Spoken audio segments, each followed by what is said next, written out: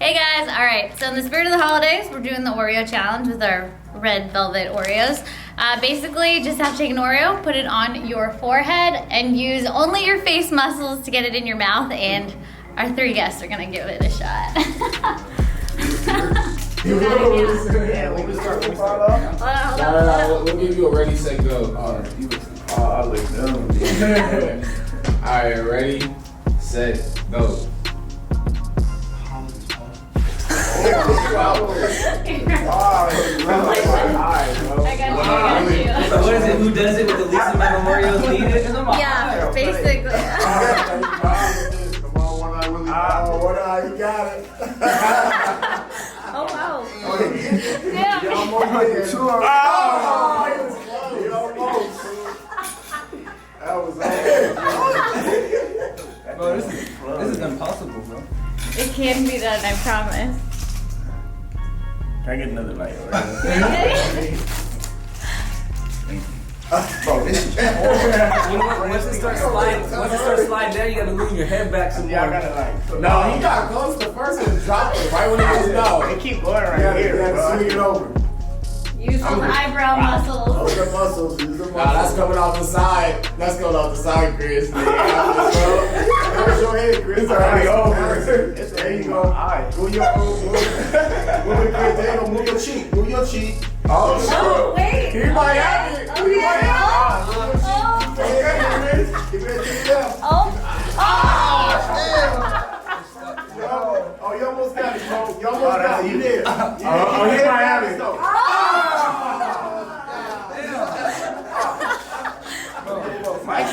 Mikey running off my way. Mikey rolling. I'm gonna get it right here. There you go. y'all were close. You got it, bro. Come on. You got it. Almost. Oh, that's terrible. You gotta swing your mouth over though. When you got That's really what it is. brother, come on. Come on, Chris. Okay, move it. Take your time. This hurting me right now. This gonna hurt you. No, it's on the side. It's on the side. This yours can fall. He be getting too You just gotta close. balance your head. I think I put it too far in my forehead. There you go, Chris. Okay, balance your head. Got it back. You got it really close. I really got it. Almost. So you almost got it. What I really. There you go, Will. Tilt your head. There you go, tilt it. You gonna get it. You almost got it, Will. Taste it. Come on, Will. You got it. Just make sure you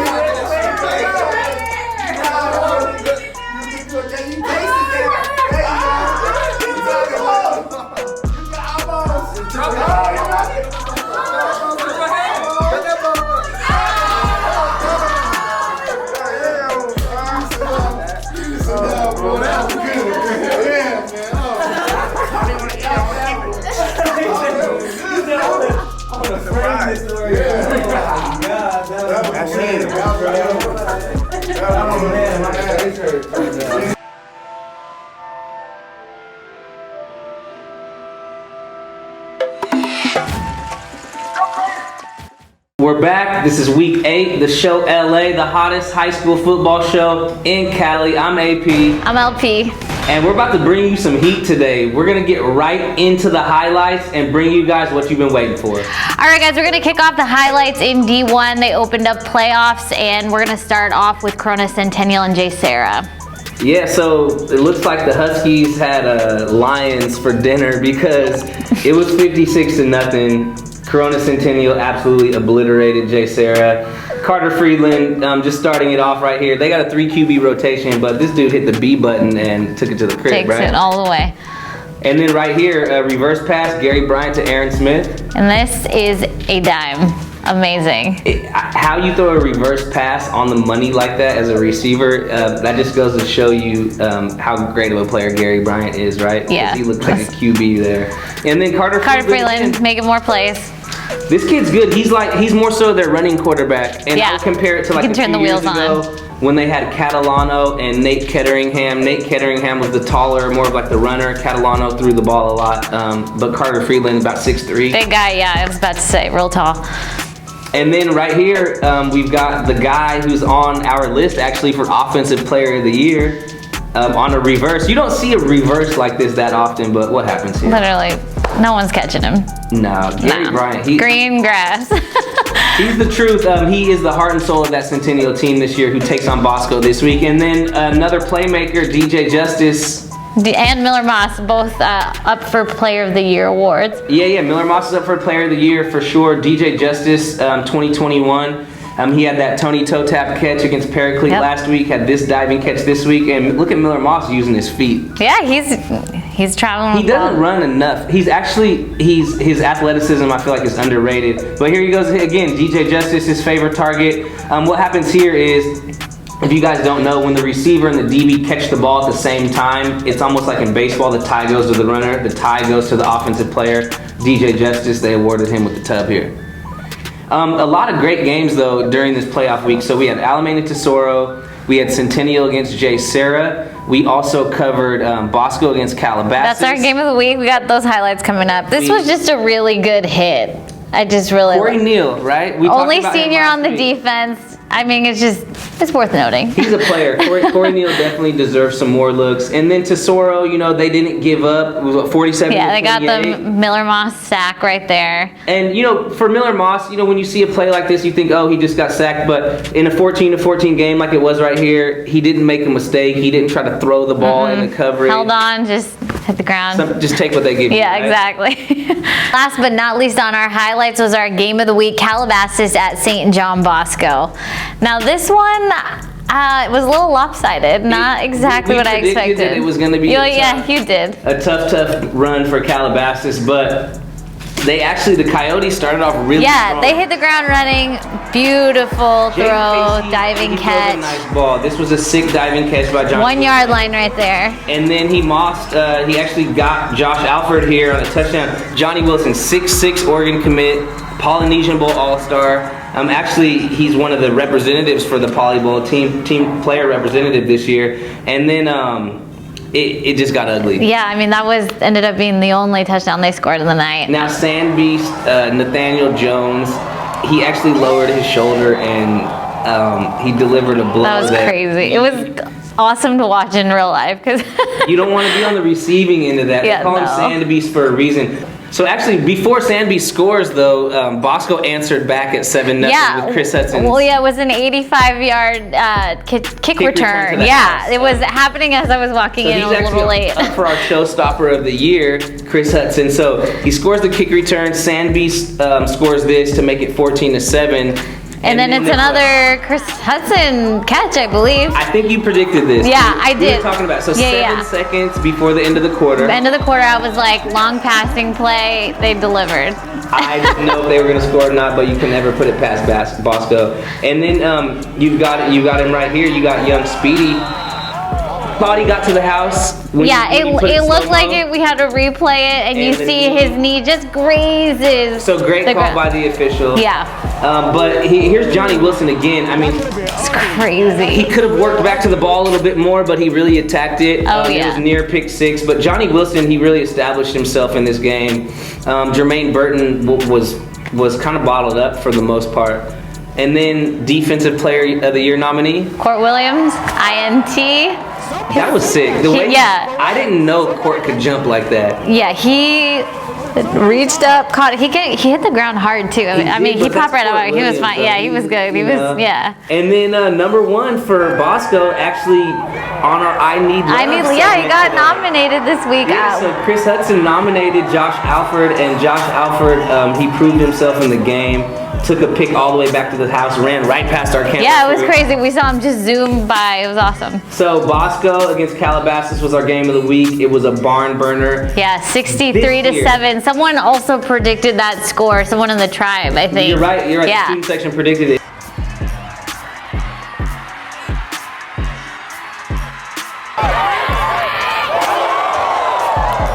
Hey guys, all right. Joining us today for our player spotlight is Kris Hutson.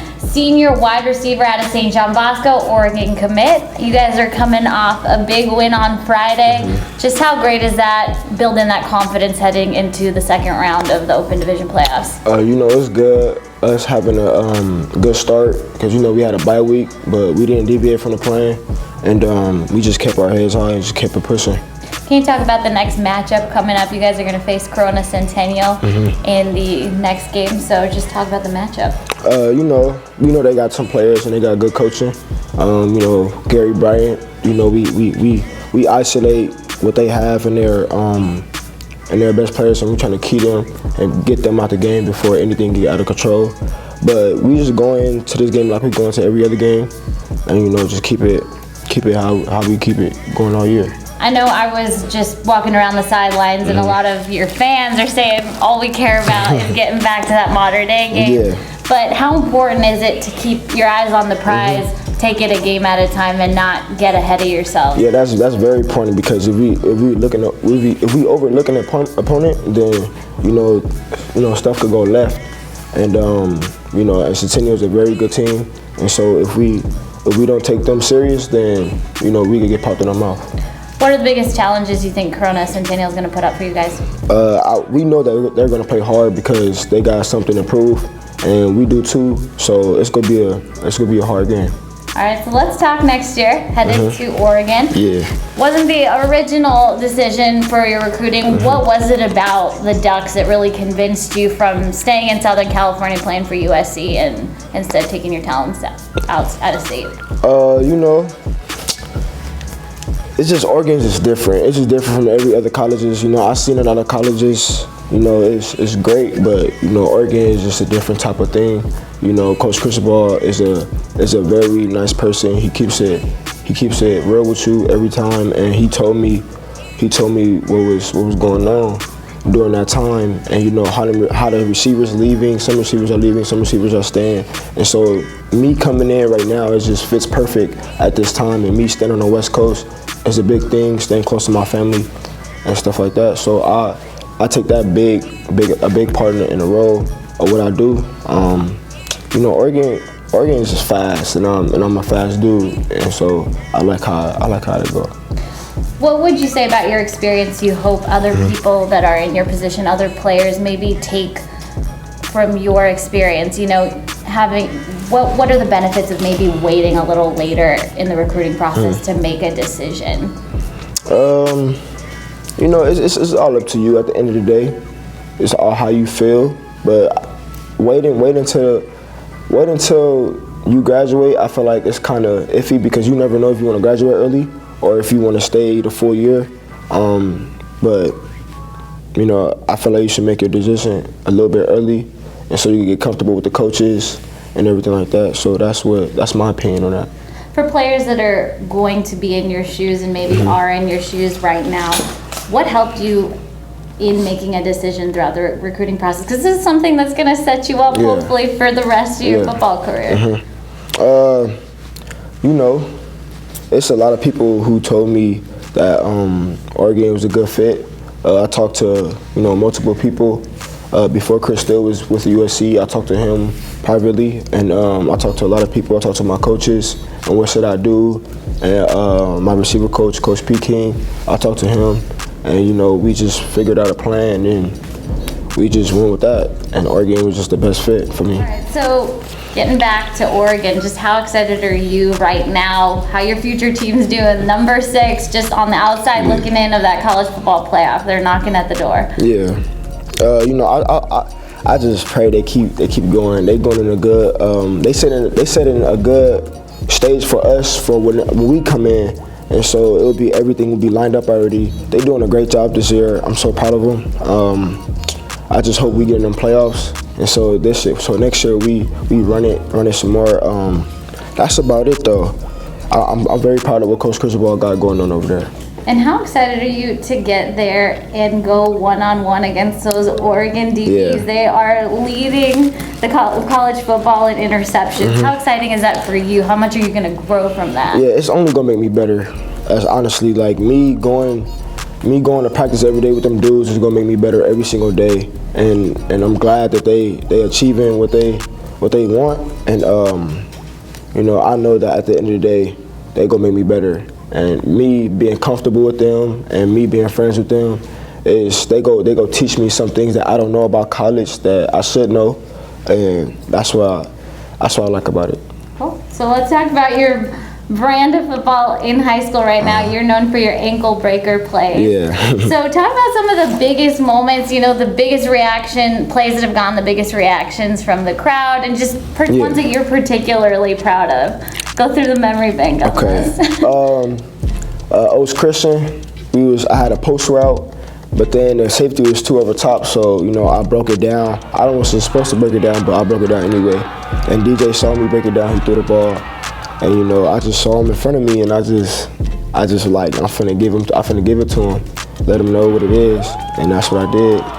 And then that's about it. And the crowd was going crazy. And, you know, Bosco, we at Bosco, we like to get turned up, so I heard him from all the way side of the field, get it turned up for me. You said you weren't expecting to do that, so it's just like a natural instinct. You're like, all right, I got this. Yeah, so it's like me not being nervous, but it's just like I have to hurry up and do something before, because I only have a certain amount of time, so I have to do what I gotta do in a certain amount of time, and you know that's what I did. But you know, it's just straight instincts, no thinking, just do, and that's what I was doing. Is that connection between you and DJ also very instinctual? Oh yeah. You guys, I mean, you're his favorite target. Yeah.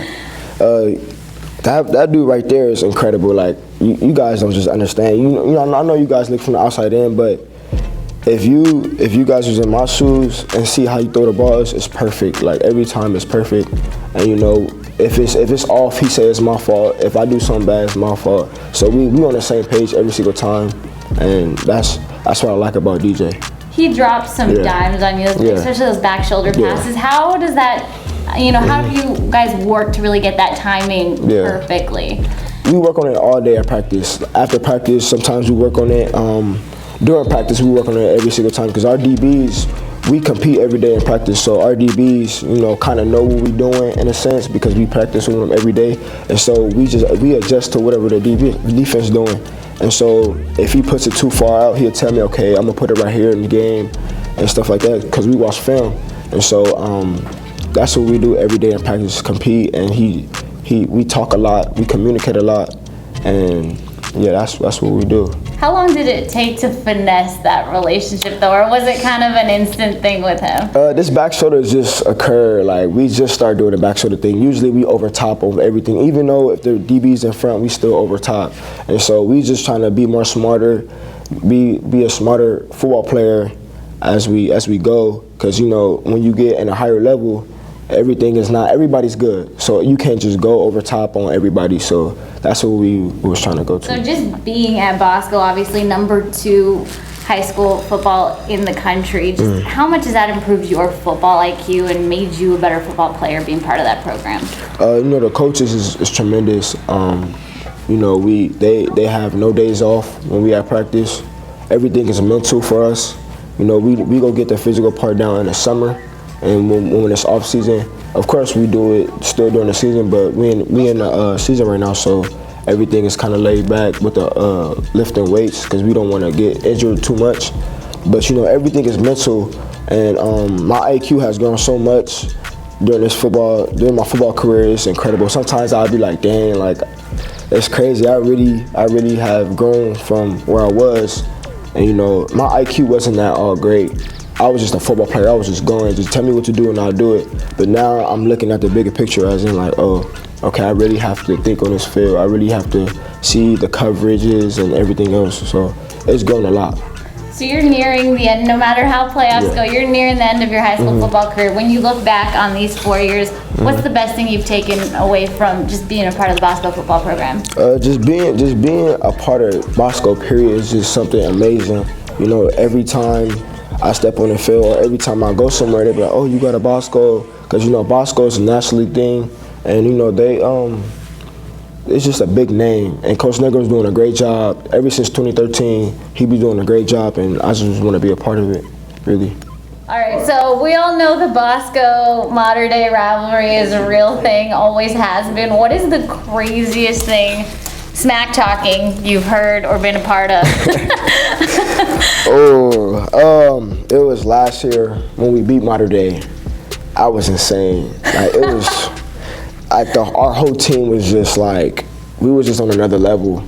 And the amount of smack talking during that game was the most I ever heard or I ever been a part of in any game. How personal does it get? Like 1 to 10, like real personal? It get 20. Like, it gets real personal, like on the field, like for real. Okay. Yeah. All in the spirit of good football. Yeah. But you guys are friends. Yeah, but at the end of the day, at the end of the day, we know that's a part of the game and it gets us like that. So, after the game, it's like, all right, we cool. Is it easy to just turn the switch off? Game's over, we're good now? Yeah, it's easy. It's real easy. It's like it's like a monster take over you, then just back to your normal self type thing. Yeah.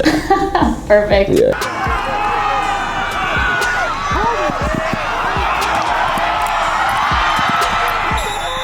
Special guest in studio today. We got 2021 quarterback Jalen Henderson from Chaminade. You guys slayed the giant. You guys ended Justin Flo's high school football career, man. I mean, and not that was your mission. You guys just want to win, right? But what was the game plan, man? How did you guys take down Upland? Well, we knew that Flo was a great player, so our offensive staff, we did a great job of preparing for him, and he didn't make as many plays as he usually does, and we just did the same game plan as usual. The atmosphere was crazy. Just from seeing it on video, I wasn't there. Our guy Eli shot the game. But what was the anticipation like during the week on campus? Just from students, from everybody wanting to see Upland, right? Because they've been like a phenomenon this year, right? Everybody's going crazy. So what was that like? Our student section is amazing. We've been underdogs this whole year, and nobody really predicted us to win. So we just always have a chip on our shoulder every game that we play. Now, you guys, over the years, Croson has coached his teams up to have a chip on their shoulder. We remember when Chaminade got blew out by Sarah and Adoree Jackson, but then came back, in the playoffs and beat and sent Adoree Jackson and his team home their senior year because Croson, came up with a crazy game plan. You guys started slow, like you said. What did he do to make sure you guys peaked at the right time?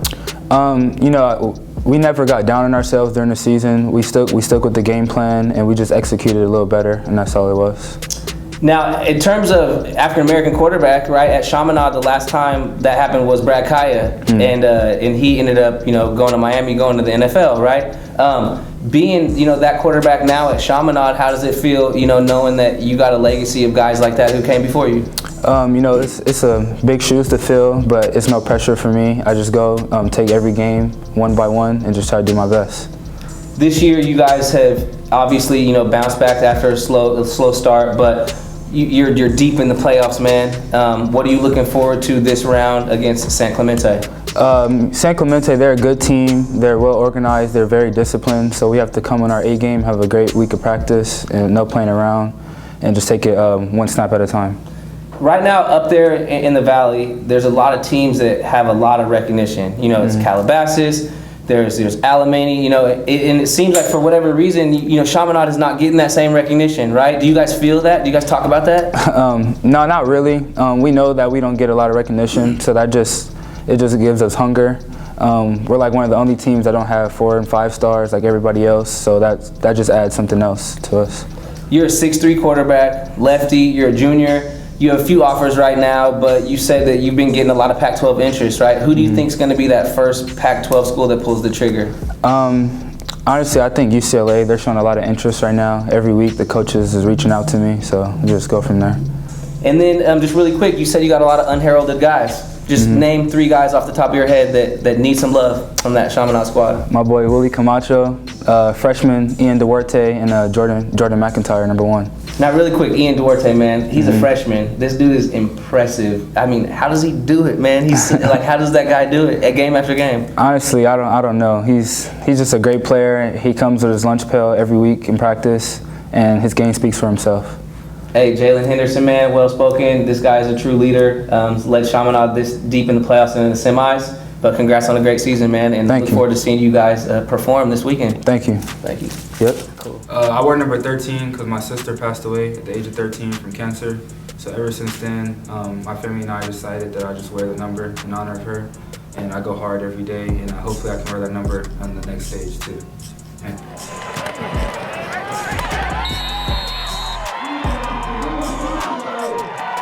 All right, we got Willie Camacho out here, man, and I can't help but throw it at you, man. Macho Camacho, the old school boxer, man. I can't help but think that whenever I hear your name, because your game speaks volumes, man. You hit them with thunder.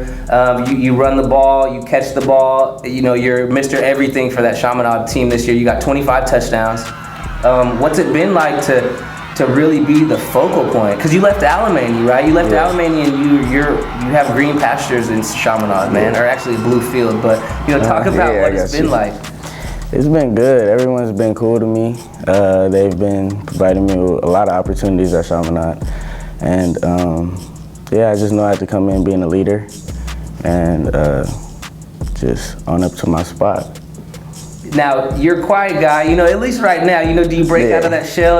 Like Hutson said earlier, he said, I turn into a monster on the field and then I turn it off. What's that like? Yeah, so off the field, it's cool, but like on the field, it's definitely business. I'm definitely a whole nother person. You can tell how focused I am and locked in. And it's just, I'm a whole nother person on the field. So talk about that Alemany game this year. Oh, it meant a lot to me for sure, to play against my brothers. And just be able to compete against them, because I know they have a lot of talent on their team, and I know they work hard over there, and it was just good playing against them again. So even though you transfer, you still got love for the guys on the other team, because it's not like you had a bad relationship with folks. You just wanted new opportunities. So what was it like during that game? Who were you able to talk to, and was there smack talking back? Oh yeah, there was a lot of talking, but everybody knew it was love. Even the refs got into it, like they even knew it was love. So. Yeah, usually at first they were like, hey, cut all the talking now, but then they realized like we know each other, so it's nothing deeper than that. What's that like on the field, for example? Because a lot of the kids that we cover, a lot of you guys grew up playing Pop Warner together, this and this, so you really do know each other. So when you're talking mess on the field, it's not like you're gonna fight after the game, right? So what's it like when you do get those cool refs who recognize it, compared to when you get the refs who really want to flash on you?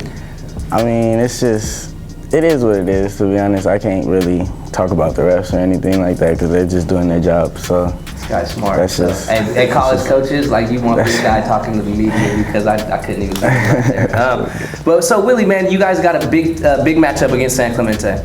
Yeah. What's the game plan coming into this week without sharing too much? Just what it is every week. Focus, have a good week of practice, and come out and play as hard as we can, because we know the finality of playoffs. So the running back position at Chaminade historically has been one where you guys have had guys. You had Terrell Newby back in the day. He was on the team with Brad Kaya. He went to Nebraska, went to the league. TJ Pledger, before he left to IMG, and now he's at Oklahoma. Those were big-time Chaminade running backs. I mean, I'm sure you still remember that play when TJ Pledger broke that dude's ankles, right? It was one of the craziest plays ever from Chaminade. What's it like, coming up behind those guys? It shows me that I have to fill some pretty big shoes, and they set the bar pretty high. So I just know I got to set my standards at that level. Now, this game against Upland, I want to ask you one more question, man, because I saw the video, I wasn't there, but it seemed like it got crazy, right? What was some of that crazy smack talk, man, that was going on? Flo is a good dude. I'm not gonna lie. He's cool. But so out there, I was just more focused on what I was doing, because I don't really talk. But there's always some confrontation here and there. But it was really nothing. Now let's just be real. Did he ever get you? Did he ever get you Friday night?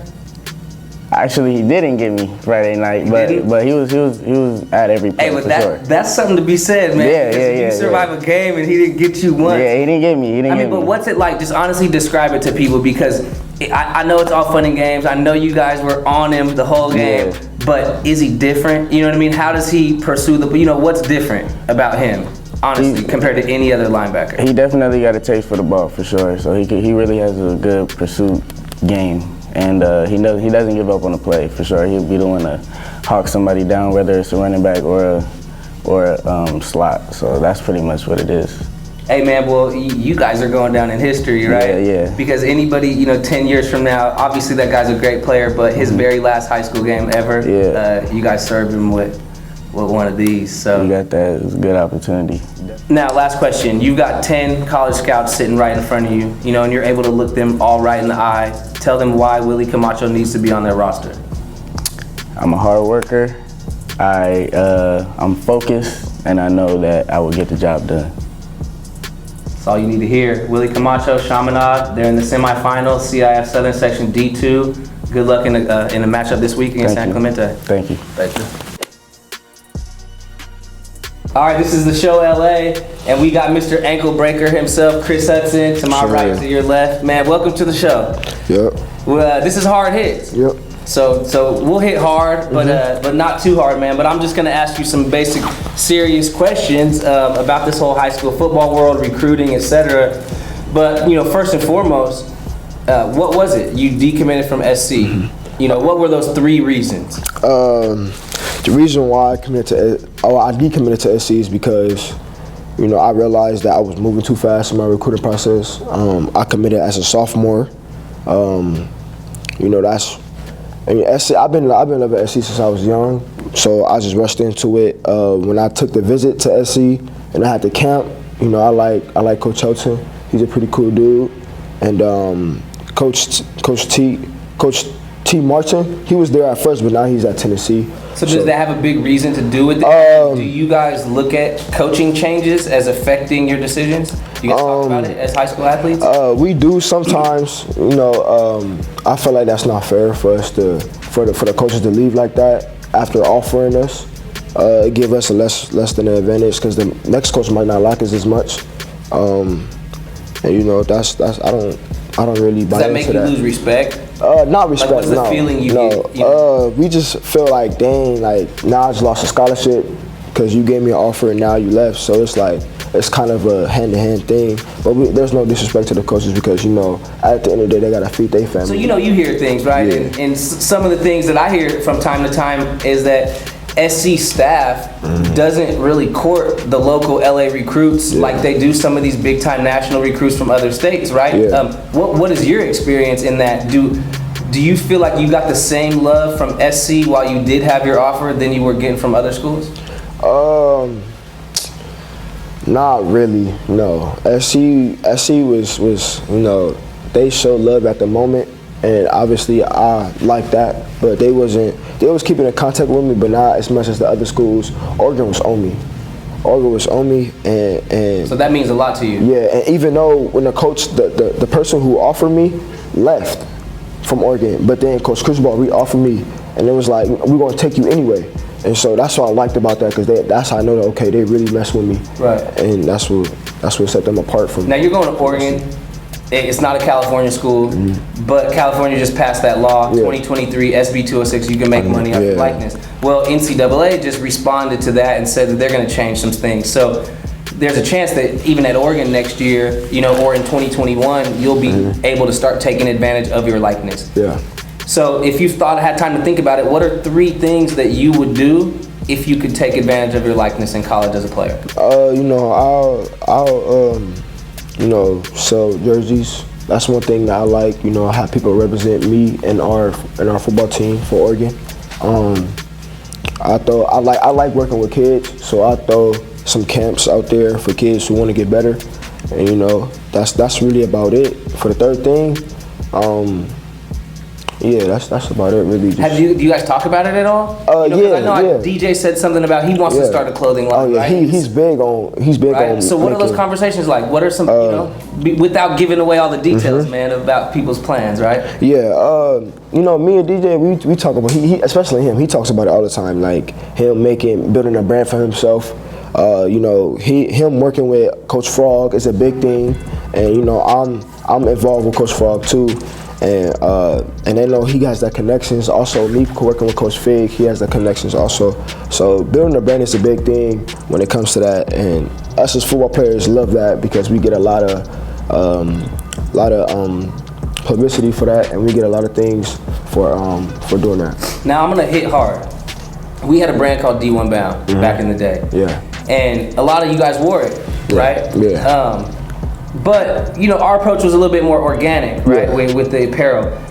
How has it gotten with brands these days, just throwing all their gear at you guys? How often are brands throwing their gear at you guys these days for you guys to kind of be the people, right?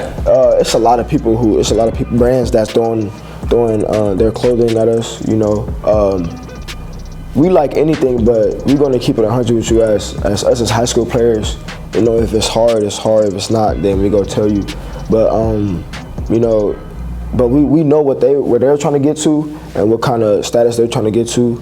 But we just keep it 100. Now, in terms of like the big corporate companies, you know, and in involvement with 7-on-7, right? Do you feel like 7-on-7's gotten watered down? Do you feel like it's gotten like become too much of a show? Because like I mean, DJ and Bryce didn't even play on the circuit this year, right? Where do you see the 7-on-7 industry going with kind of the corporatization of it? It's most definitely watering down because I think people start to realize that 7-on-7 really doesn't help you, you know.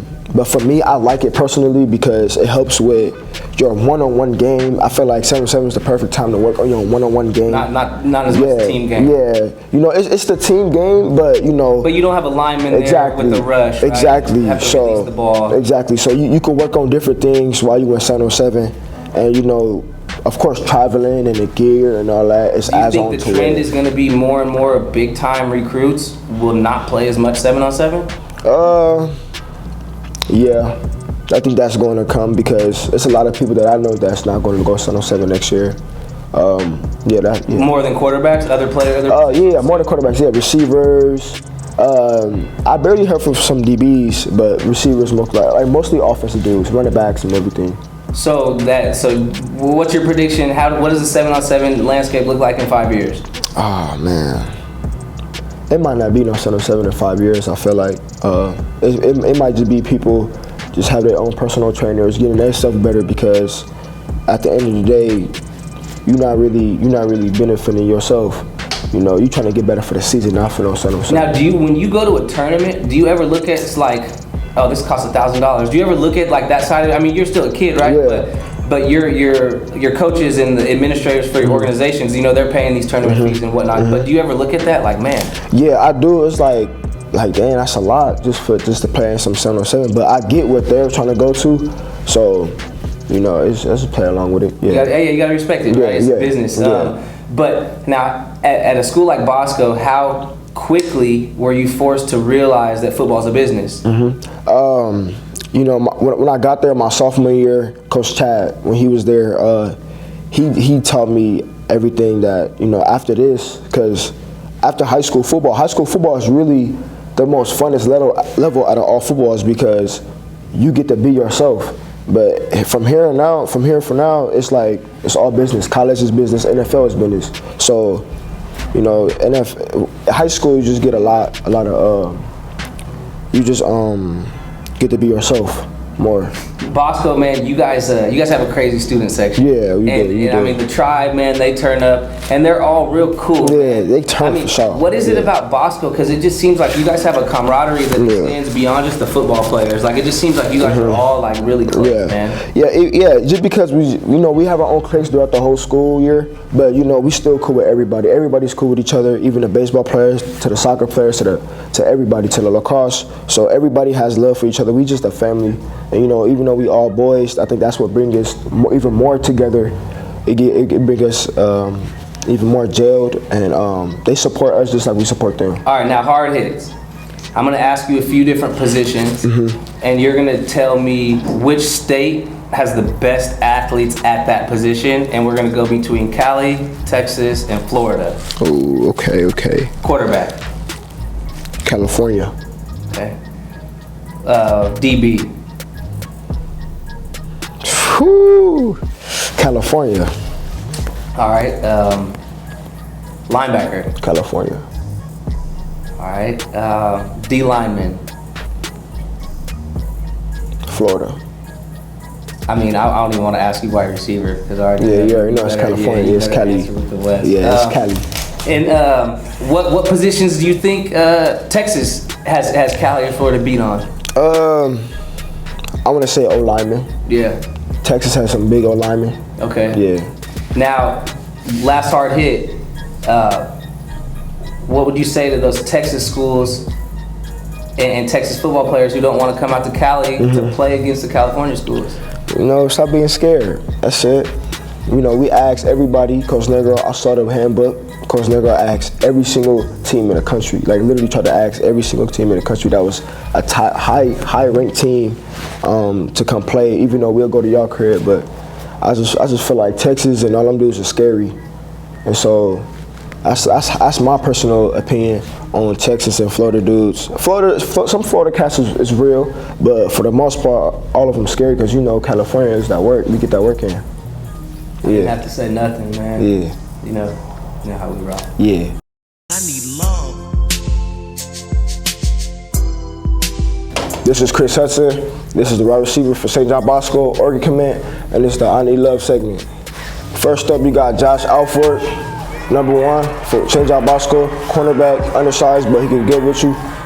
He had a pick 6 this last Friday, and y'all need to go check him out. And for next up, we have Keyshawn Evans for Warren High School, a receiver, very explosive. Can fly by you at any time and can get with you. And for the last person, we got Nathaniel Jones, running back for St. John Bosco, number 24, aka Sambies, and not scared to go head up with you at any time of the day. Okay, guys, so game of the week is a D3 playoff game, Corona Del Mar at Alemany. Over on the Corona Del Mar side, we have Ethan Garbers and John Humphreys, Stanford wide receiver commit to look out for. And Garbers, University of Washington commit. Actually, older brother Chase Garbers plays quarterback at Cal. And then Alemany, we've got some players that we already all know about. Offensive Player of the Year nominee for the show LA, Miller Moss. Defensive Player of the Year nominee, Junior Tui Alamaka. Coach of the Year nominee, Casey Clausen. Alemany's got a ton of guys. Corona Del Mar's got a ton of guys. D3 semifinals, the show LA game of the week. Stay tuned, we'll have highlights on deck, and we're gonna be vlogging this game. So stay tuned. Lindsay, AP, Jacob, and D-Boom.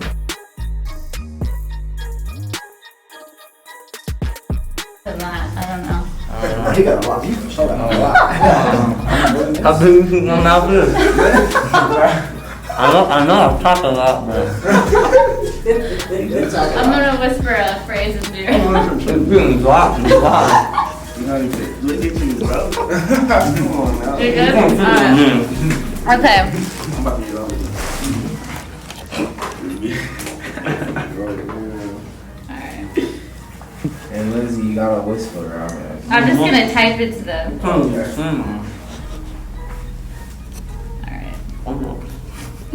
Hey, AP, that shirt is hard. Okay. Thank you. That's what you're trying to say. Alright. That's what you're trying to get him to say. Let me see it on the camera. Oh wait, let me type it on there.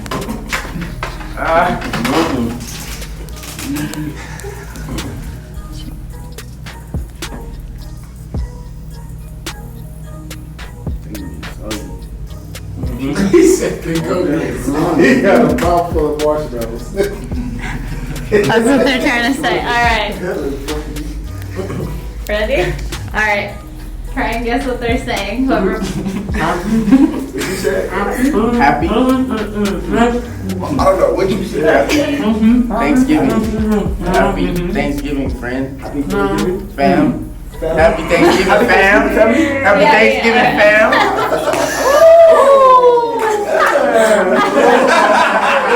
I did that for the camera. Why yours? Bro, they're nasty. Like my mouth is all dry. You can't, when they're all dry at first, you can't move your mouth around until they start getting a little water in your mouth. Willie, hey, Willie won 2 already. Hey, Willie Camacho. Yeah, he got 2. Get it. Are we Like switching Hector Macho partners? Are we Camacho. having Willie and Relation? Christian?